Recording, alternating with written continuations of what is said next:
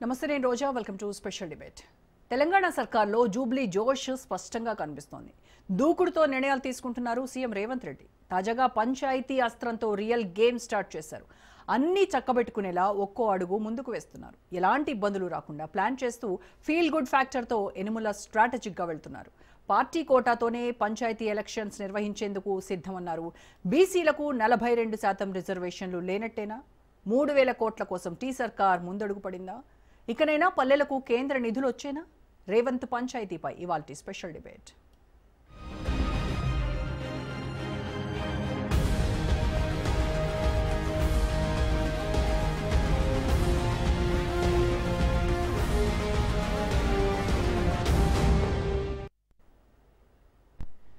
తెలంగాణ రాజకీయాలను జూబ్లీహిల్స్ ఉప ఎన్నిక ఫలితం టర్న్ చేసేలా కనిపిస్తోంది. ఇప్పటివరకు తమ పాలనపై ప్రజల్లో ఏ అభిప్రాయం ఉందో తెలియక కాంగ్రెస్ నాయకులు సతమతమయ్యారు. తాజాగా జూబ్లీహిల్స్ ఫలితంతో ఓ క్లారిటీ వచ్చిందట. ఇకపై మరింత దూకుడుగా వెళ్లాలని ప్రభుత్వ పెద్దలు భావిస్తున్నట్టు సమాచారం. ఇప్పటికే స్థానిక సంస్థల ఎన్నికల నిర్వహణకు రేవంత్ ప్రభుత్వం సిద్ధమైంది. తొలుత గ్రామ పంచాయతీ ఎన్నికలు నిర్వహించి ఆ తర్వాత ప్రాదేశిక ఎన్నికలు పెట్టాలన్నది సర్కారు ఆలోచన. నవంబర్ 24న హైకోర్టులో స్థానిక ఎన్నికల నిర్వహణపై పిటిషన్ విచారణకు రానుంది. అందుకు అనుగుణంగా స్థానిక సంస్థల ఎన్నికలపై నిర్ణయం తీసుకోనుంది. డిసెంబర్ 2వ వారంలో లోకల్ ఎలక్షన్ షెడ్యూల్ రిలీజ్ చేయాలని తెలంగాణ కేబినెట్ నిర్ణయం తీసుకుంది. బీసీలకు 42% రిజర్వేషన్ల అంశంపై కోర్టు తీర్పులు కొలిక్కొచ్చిన తర్వాతే ఎంపీటీసీ, జడ్పీటీసీ ఎన్నికలపై నిర్ణయం తీసుకోనుంది. 15వ ఆర్థిక సంఘం కాల పరిమితి వచ్చే ఏడాది మార్చి 31తో ముగియనుంది.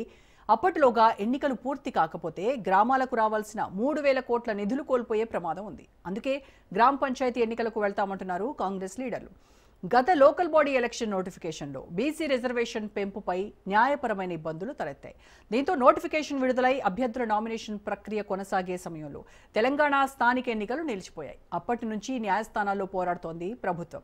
అయితే జూబ్లీహిల్స్ గెలుపు ఊపులోనే స్థానిక సంస్థల ఎన్నికలు నిర్వహించాలని భావిస్తోంది రేవంత్ సర్కార్. రిజర్వేషన్ల విషయంలో ఎవరినీ నొప్పించకుండా, న్యాయపరమైన ఇబ్బందులు లేకుండా ఎన్నికలకు వెళ్లాలని వ్యూహరచన చేస్తోంది. తెలంగాణలో 2024 జనవరి 31తో సర్పంచుల పదవీ కాలం ముగిసింది. స్థానిక సంస్థల ప్రజాప్రతినిధుల కాల పరిమితి ముగిసిన తర్వాత 6 నెలల్లోగానే ఎన్నికలు నిర్వహించాలని నిబంధనలున్నాయి. కానీ పాలకులు పట్టించుకోలేదు. ఏం పట్టనట్టుగానే కాలయాపన చేసింది రేవంత్ ప్రభుత్వం. దీంతో కొందరు న్యాయస్థానాన్ని ఆశ్రయించారు. ఇదిగో అదిగో అంటూ లీకులిచ్చారు కానీ లోకల్ బాడీ ఎలక్షన్స్ పై స్పందించలేదు. చివరకు హైకోర్టు డెడ్ లైన్ దగ్గర పట్టడంతో జీవో 9తో స్థానిక ఎన్నికలకు సిద్ధమైంది. నోటిఫికేషన్ కూడా ఇచ్చింది. సీన్ కట్ చేస్తే రిజర్వేషన్ల పీఠముడితో బీసీ కోటా, జీవో, ఎన్నికల నోటిఫికేషన్ రెండూ రద్దయ్యాయి. దీంతో స్థానిక కథ మళ్లీ మొదటికొచ్చింది. తాజాగా జూబ్లీహిల్స్ బైపోల్ కాంగ్రెస్లో మళ్లీ ఆశలు రేకెత్తిస్తోంది. ఇన్నాళ్లు గ్రౌండ్లో పరిస్థితులు అలా ఉన్నాయన్న ఆందోళన ఉండేది. 6 గ్యారంటీలు సరిగా అమలు కావడం లేదని కొన్ని వర్గాల ప్రజలు అసంతృప్తిగా ఉన్నారన్న ప్రచారం ఉంది. కానీ ఉప ఎన్నిక గెలుపుతో ఊపు మీదున్నారు హస్తం లీడర్లు.